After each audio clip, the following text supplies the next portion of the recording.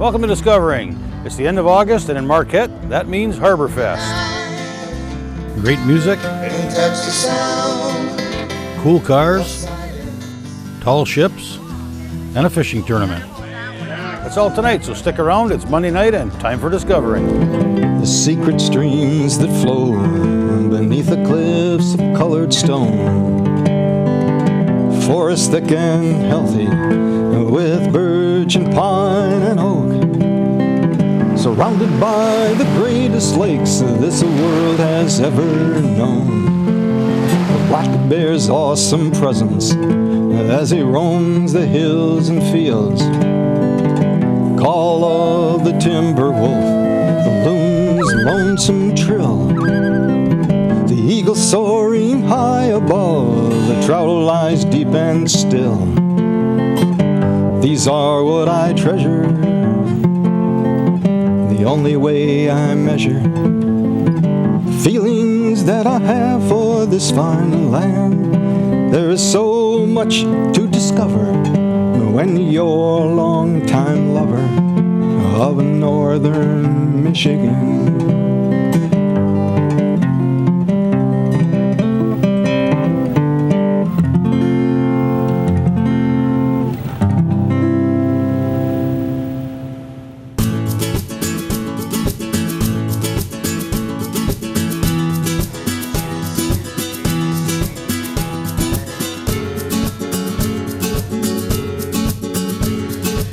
Started out as a barbecue, then it was the Seafood Fest. Now it's known as Harborfest. If you've never been here, it's time to put this UP family event on your calendar.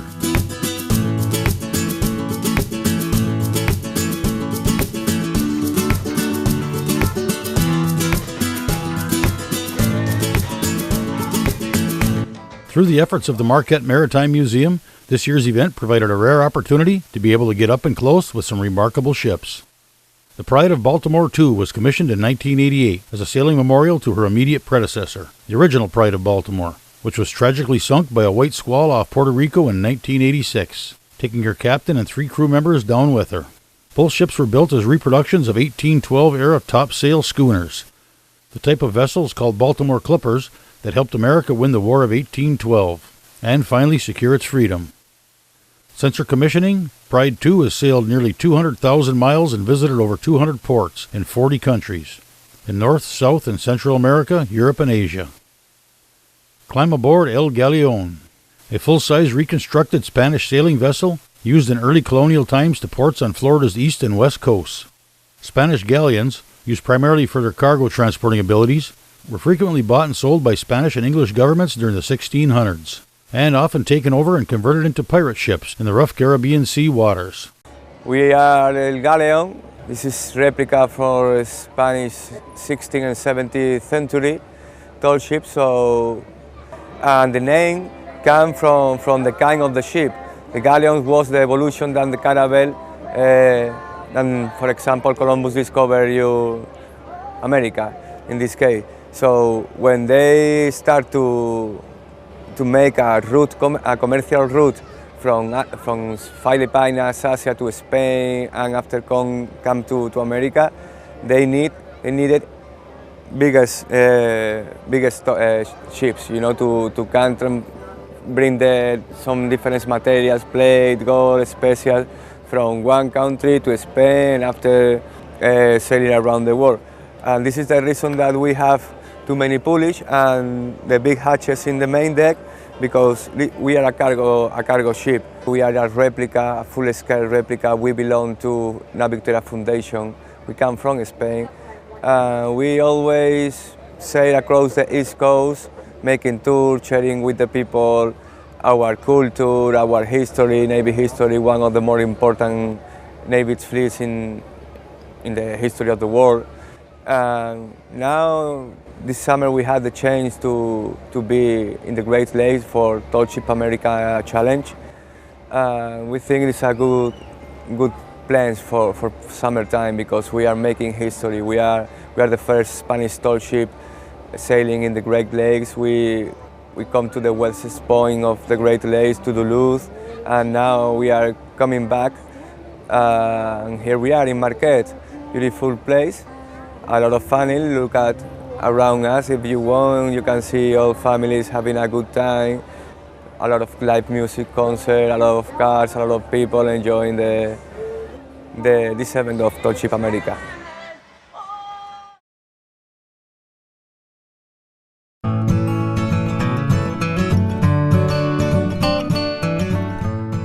We made the ship in 2009 in little town called Huelva. It is in the southwest of Spain. We spent 2 years in research all materials and design because we cannot find one complete plane about one ship of this kind. So we have to take 2 different parts of 2 different planes to make it real. And after we spend these years looking for all materials, researching all design, we spent another 6 months to make it real. We spent all day working, around 150 persons in the ship. You can see, it's an amazing ship. You have to spend a lot of time working in it, painting, sanding, and fixing different parts of the ship if you want to have a good ship and look as well. We have around 7 miles of ropes. We have below us one deck with 10 cannons. You can see all made by wood. We employed 3 kinds of woods, one pine, oak, and Iroko. Iroko is a special wood coming from Africa. From here we are in the tallest point of the ship. Our length is 47 meters, around 150 feet. The top of the mast is 127 feet. Always the people ask about if we climb to the top. Yes, we do. Check out the rope, check out the flags, and we have too much wind for the flag or something like that. We send one crew member to climb to check it out, everything is all right. You know, from here we can see the wheel. It's one of the more important questions that the people tell us. The people think most of them think that it's a fake. It's not a fake, it's real. We drive the ship with the wheel. We are here right now in Marquette, one of our stops into the Tall Ship America ever this year. I cannot tell you nothing about the Marquette yet because I spend all my time here working. Tomorrow maybe I'm going to discover the city, but for me I can feel how are the neighbors looking around us, you know, enjoying funny people, a lot of family. So we are proud to can share our culture, our history with them. Combine all of the events taking place and top it off with some fishing. Now that's UP. It's the Marquette Bay Fall Classic Fishing Tournament put on by the South Shore Fishing Association. We start on Friday with the Women's and Children's Tournament, a great event where the women and children come out, start early in the morning and get the women and children out on the lake. And we had a great event this year. It was unbelievable. I think we had 30 plus boats come out. It's about half of what we had today. And it's been growing since we started. This is only our 2nd year. So between this year, last year, year before, we started a partnership with Marquette Rotary West, and it's been an exciting couple of years to be involved and grow the tournament in ways that we can market what we do and really show the community what we're about rather than just a bunch of guys fishing. So the tournament's great and we love getting out on the water, but at the same time, you know, South Shore Fishing Association is about more than just getting out on the water. It's about preserving the resource and taking care of those that don't have the opportunity to get out on the lake and getting them out. So that Friday event does that, and we love it. We love getting out, and it's just a great event. Then Saturday morning, the Marquette Fall Classic kicks off the main event. This year we had 62 boats kick off with a shotgun start in the harbor. It's a beautiful sight if you haven't seen 62 boats take off at 6 o'clock in the morning under shooting flares. So I loved watching it from the shore, and it's great. It's even better out on the water, but it's quite a sight to see those boats go out, and it was extra special this year with the tall ships and just the atmosphere that Marquette Rotary West has created down at the Lower Harbor. So boats went out at 6 o'clock throughout the day. Periodically we had boats coming in. We do a live release, which is significantly different than any other event. in the Midwest, where we bring fish in all day long and release them back. That's one of the divisions. We've got basically 4 divisions and then 2 largest fish in each class. Catch and keep and live release in both trout and salmon. So it was a great day, beautiful weather. I don't think we could have ordered up anything better.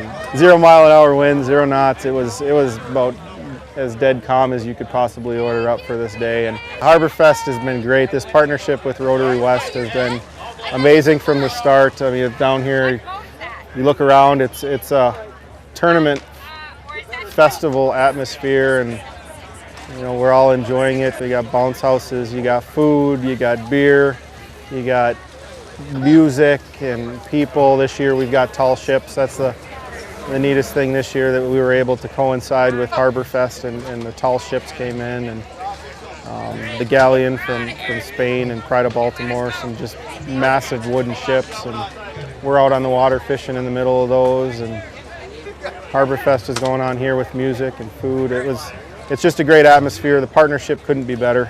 It's one of those things that couldn't dream up, and it all kind of came together about as good as it could this year. So just great to partner with everyone and be a part of it.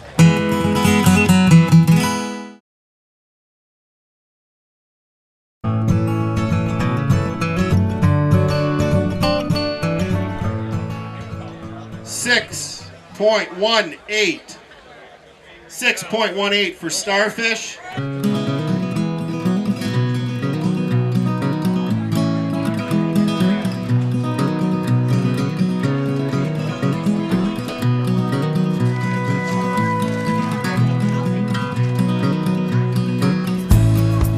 Total for 6 trout, 22.05. 6 lake trout. Jimmy John's Freaky Fast first fish, $100. Joseph Toby, let's give him a round of applause. We're doing a fish donation, so if you want to donate some fish for the veterans, the Elks Lodge is taking fish. The fishing turned out to be absolutely amazing. We had some of the biggest combined weights total that we've seen in a long time. So lots of big fish, lots of happy fishermen, lots of full freezers, and a lot of those fish didn't even make it to the cooler, because the veterans, the Elks Lodge, helps us out every year. We have all our meetings there. They've supported us, so in return, we try to support them and support a fish donation at the tournament. So we had a good number of boats this year. I don't know how many, but we gave, it has to be over 300 pounds in fish to the Elks Lodge, donated it, and they put on an excellent fish fry every year for the veterans. 48 pounds of fish is donating to the Elks Lodge and our veterans. They cook that up, fry it, and I don't know the number that they feed, but it's an excellent fish fry. So great to be a part of. First place live trout, 2016 Marquette Bay Classic. And I think all the fishermen out here, it just adds to a already awesome event and makes it something, like I said, more than just getting out on the water. We're supporting the community and giving back and helping those that potentially couldn't get out themselves or have a nice fish fry. First place catch and keep trout 2016 Marquette Bay Classic with a total weight of 74.13 pounds. That's 74 pounds. That's a 15-year-old kid. That's a lot of fish. And he donated all of them to the Elks Lodge. Thank you again to all of you guys for donating. That's going to be one heck of a fish fry. Spoiled gem, Eric Bartle and his crew. All right, let's give all our winners another round of applause. Saturday winners today, and let's give all of our winners yesterday at the Friday Women's and Children's Tournament. Not only the winners, but all those that participated that made the event what it was. Thank you all for coming out. You all make this an awesome event.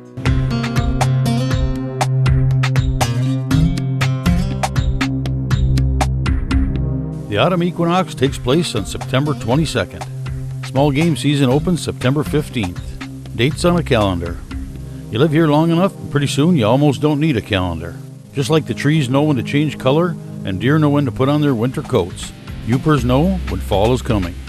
Regardless of the temperature outside, we can feel it in the air, and some sort of internal calendar tells us it's time to hit the woods. It's time to get ready for the upcoming seasons. I like to use pigeons because they fly really good. You can trap them easily. It's legal to trap them in Michigan.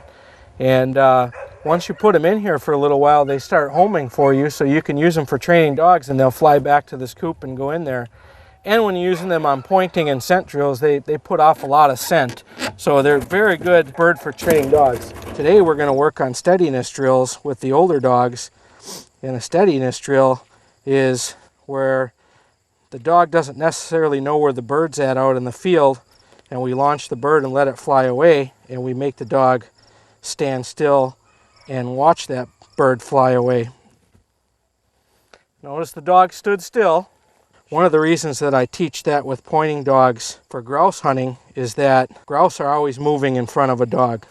Good dogs are able to pin them down and point them, and you have occasional birds that will sit for a dog, but for the most part they move and they run, and what you want to do is to be able to have that dog stop when it flushes a bird, because a dog inherently wants the bird. That's what it wants. By teaching the dog to stop and watch birds fly away, it doesn't get the bird, thus it becomes more cautious on the birds when it's in the woods. And that's what I was talking about, keeping the dogs on their toes. She was expecting a bird here. Even though we had a launcher malfunction, it turned out really good because I was able to pop that bird. It caught her off guard, yet she still stood her ground. I picked it up and simulated killing it, and she's still standing there. And that's the whole purpose of this drill. This is a remote bird launcher, and the advantage to using something like this instead of planting birds for your dogs is that you can, with a remote control that I have, flush the bird. So you can time the flush of the bird for the dog, and that's important because when you're working with pointing dogs and you want them to learn to be steady and stand their birds, you want to be able to control that flush. So if they get too close or they start creeping in on a bird, you can launch the bird, and then they think that their movement causes the bird to flush, so that makes them what we call staunch, actually, on point. And that's the whole purpose of this drill, to lay the groundwork and the foundation for teaching the dog to be honest when it's on its birds. When it's honest on the birds, then you transfer that into the woods. She's still standing there, and that's the drill we work through. Good job, girl. And then I just walk her away.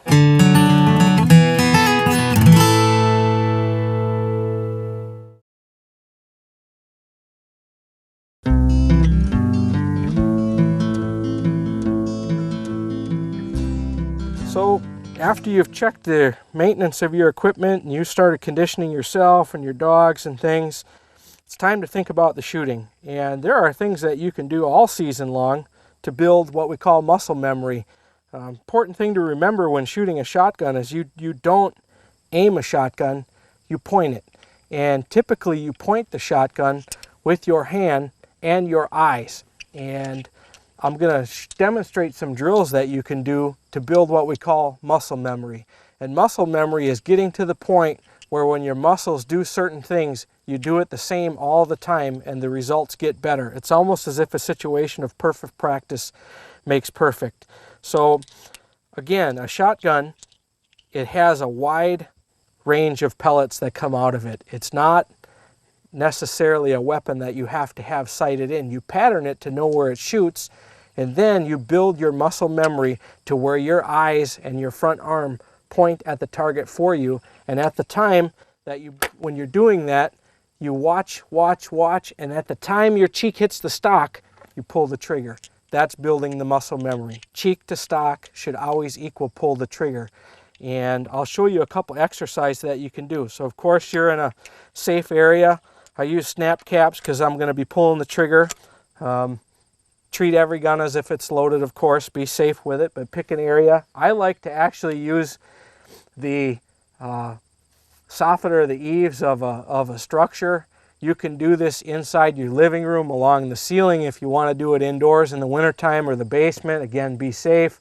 And I like to use these because you can track the movement of a bird going up and so on and so forth. So I like to start like I'm walking, have your ready position like you're going through the woods, and then pretend that bird is flying along up to that chimney, you watch it with your eyes, track, and the minute your cheek goes to the stock, you pull the trigger. So the same thing, how you would work that exercise is you track, cheek to stock, pull the trigger. Track, cheek to stock, pull the trigger. And you'll catch yourself following through most of the time, because that's an important thing to do with the shotgun. So again, it's all about building muscle memory. A lot of times, if you don't want to get that advanced, a good way to start out is just pick a direction, point, and then the minute your cheek hits the stock, pull the trigger. And you're building that muscle memory, okay? So then we move to the tracking exercise, and you're watching it with your eyes. You imaginary bird going along that eave with your eyes, and you track, cheek to stock, track, cheek to stock, and you go through it. And you practice that 5-10 minutes a day, and you'll be surprised how much that becomes muscle memory for you. We've done our equipment check, and we have gotten our dogs in shape. We're getting ourselves in shape. We're getting ready for the season. We're good to go. We've been working on our muscle memory. The next thing you can do during those last couple dog days of the summer is get out your clay target thrower and your shotgun, and then start working on your muscle memory in the field. I like to use clay pigeons. You can take them out, you can shoot them at a range, you can shoot them at camp. They're biodegradable, they'll break down over time. And with a good target thrower, you can mimic the way that a bird flies. You can make them go straight up, you can make them go cross, you can make them go fast, you can go slow, you can challenge yourself. And the benefit of it is you're practicing, you're making yourself a better hunter. You know, ethical hunter likes to make sure that they are making clean shots on game. If you go out and practice your shots and you're starting to crush these clay pigeons, you can have pretty much absolute confidence in yourself when you go into the woods that you're going to be shooting those birds and not crippling them, and you'll be able to recover your game.